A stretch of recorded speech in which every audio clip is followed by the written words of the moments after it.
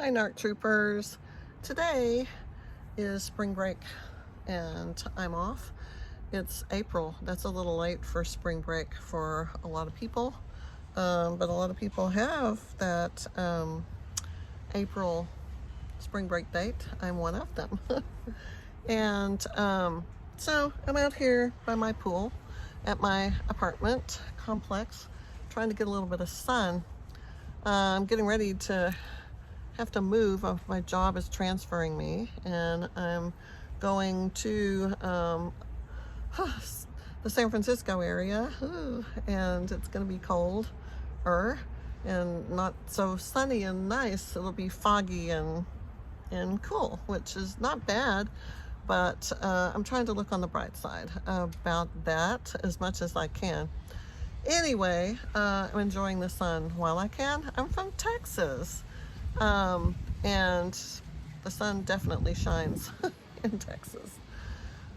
What do I want to talk to you about today? I want to talk about how things are not what they appear to be. You know, you think that things look a certain way. It walks like a duck, quacks like a duck. It must be a duck, right? Wrong. When you're dealing with narcissists and psychopaths and cluster B disordered people, sociopaths and stuff, they have such a bulletproof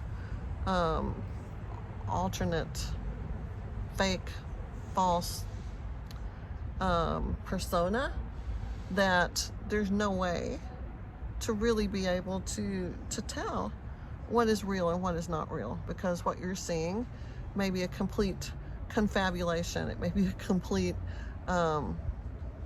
what do you call it, like make-believe fabrication, a bunch of lies. I mean, they have worked very hard to create an alternative self that is, you know, because their identity gone, they don't have one. You know, they essentially dispatched their original self to their maker, and what is left there is this construction. It's a fiction, and it comes replete with a narrative and everything about a life that isn't even really real. You know, it's like they're dead men walking, or women walking, or running, or whatever. So I want to talk about how things aren't what they always seem to be. We hear a lot about follow your intuition. You're going to have a gut feeling.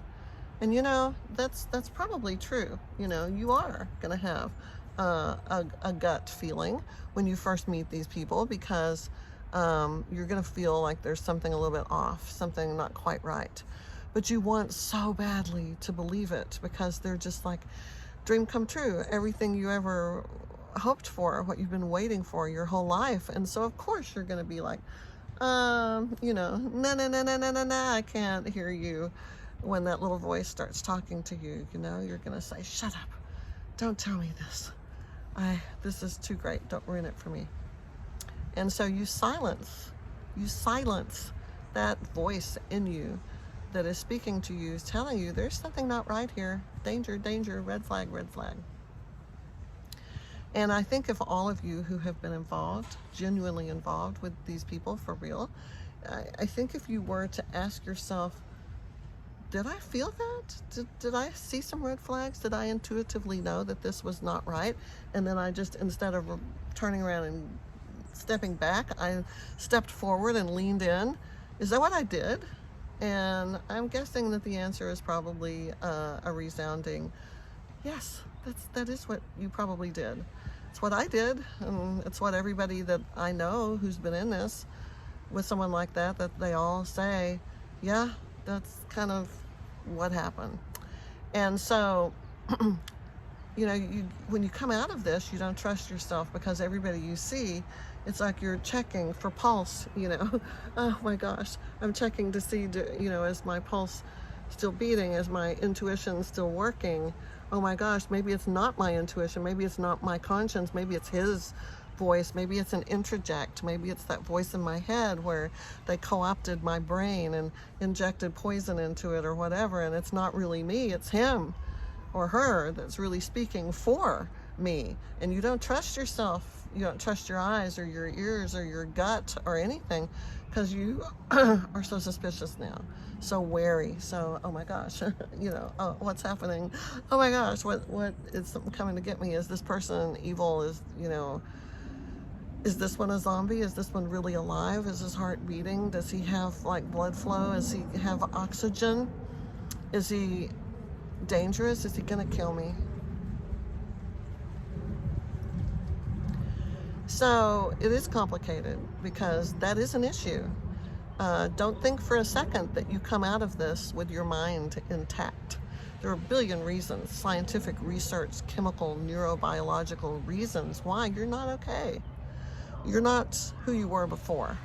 You have all kinds of chemicals flooding your body. You have all these pathways that have made deep ruts in your brain that are like false thinking or whatever. You have, it's almost like they devoured you as the predators that they are, and what's left of you is just traces of them, their teeth going in you and the poison that was on them. And you hear their voice coming out of your mouth. You see their expressions coming onto your face. You feel in your body them still there, lingering somewhere inside of you or whatever. It's pretty disturbing stuff. And so you got to work really hard to get that out, to suck the poison out, purge the brainwashing, the enmeshment, the conditioning, the Stockholm syndrome kind of cult-like hypnotism that has taken place here. And once you get past that, then a good therapist and some cognitive behavioral therapy combined with a good support group who has been through this and speaks your language, that is the healing path. But first, you have to get rid of any residue, any residual remnants that are still in you, on you, around you. And that's hard. I don't have like a recipe to say do 1, 2, and 3 and you'll be great. If I could do it, I would have done it. I'm only like a little over 3.5 years out. Actually 3 years and 10 months, and I'm still working in that direction on that thing that we're talking about. And I have all those other pieces in place, the therapists, the support groups, and all of that. But it's a process, and it requires a team of people, not just one consult, but like a bunch of them. So they are not, let me repeat, they are not what they appear to be. They are not what they say they are. And the weird thing is, I think they believe their own fantasy. I know they do. They think it's real. They're not lying because they believe it, even though it's false, even though it is a lie. If they believe it, does it make it true? And you sure believe it. So it's like the two of you are co-idealizing. That's a thing.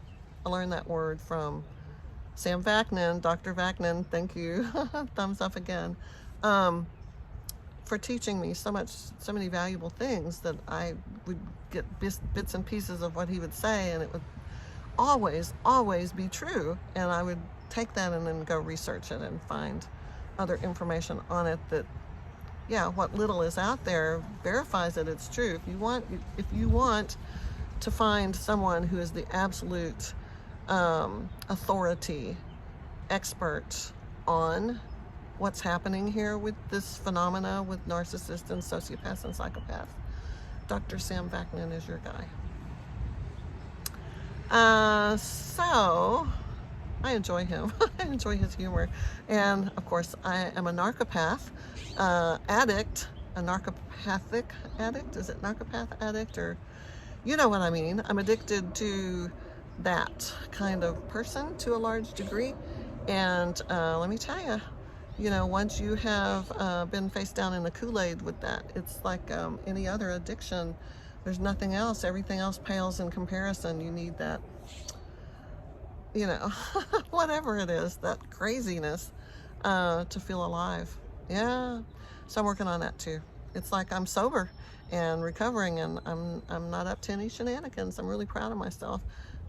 Next relationship I have, if I have one, I'm gonna try to make sure they're super safe, super healthy, and not a narcissist or psychopath or sociopath or borderline or anything that's not okay.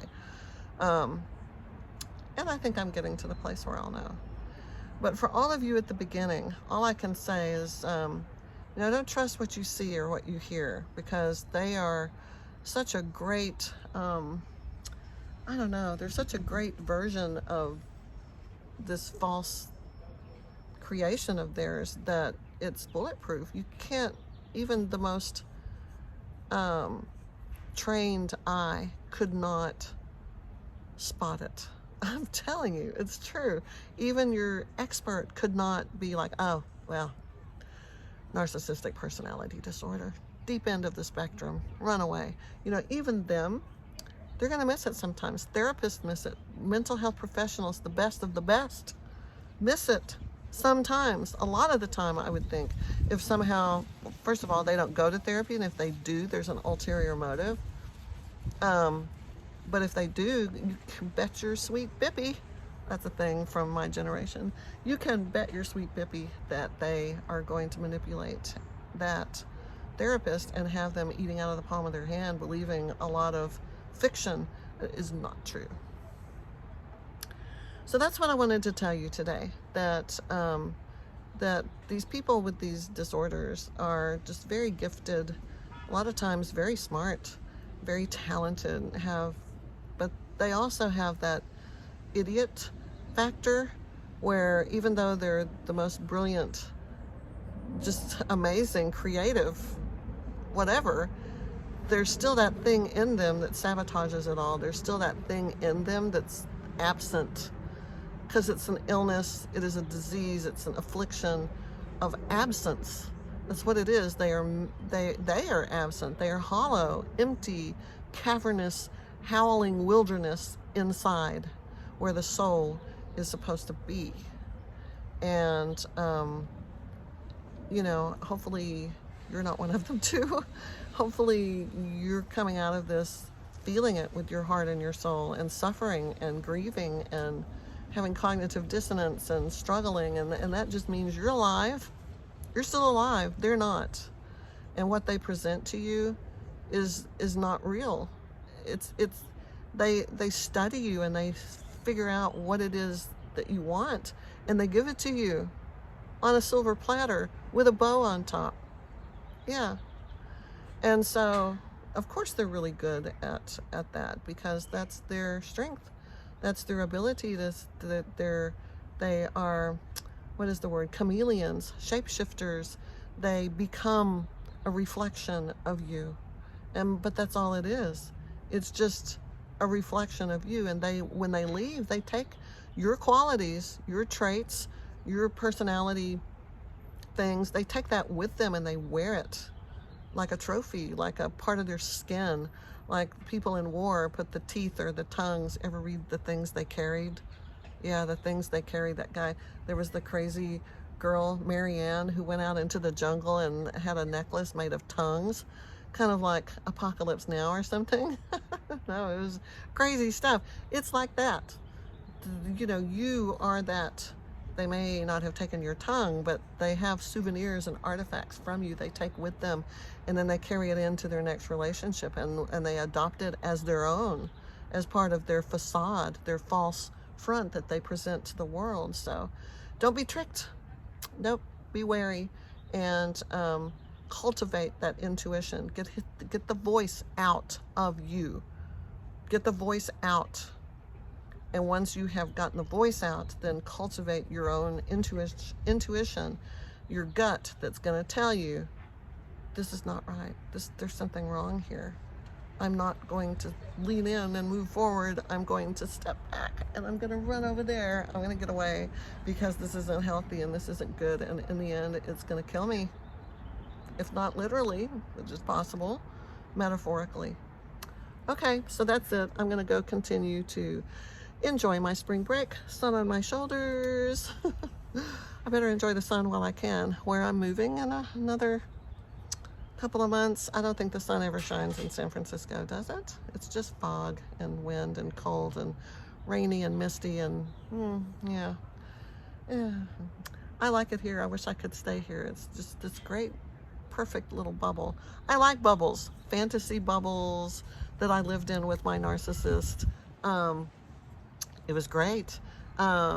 This little safety bubble here where I am right now is really sort of impervious and immune to all of the chaos going on around. Well, you just don't see it here. The sun's always shining. But you can't stay in the bubble forever. Yeah, can't stay in the bubble forever. So get your laser vision going, get that voice out, work on your intuition, and know that your eyes and ears will deceive you. And so will your heart, because it just wants to be loved so much, so badly. But, you know, you don't want to fall prey to this. Trust me, it is not worth it. Whatever moments of happiness that you thought you had or bliss that you remember, the price you pay for it in the end is way more than you can imagine. And you don't want that. Trust me, you don't. You'll be sorry. Lots of collateral damage, lots of harm, and a long time to recover. Life is short. Let's not go there. All right. That's enough of me for today, right? Thanks for listening, and I'll see you soon. Bye.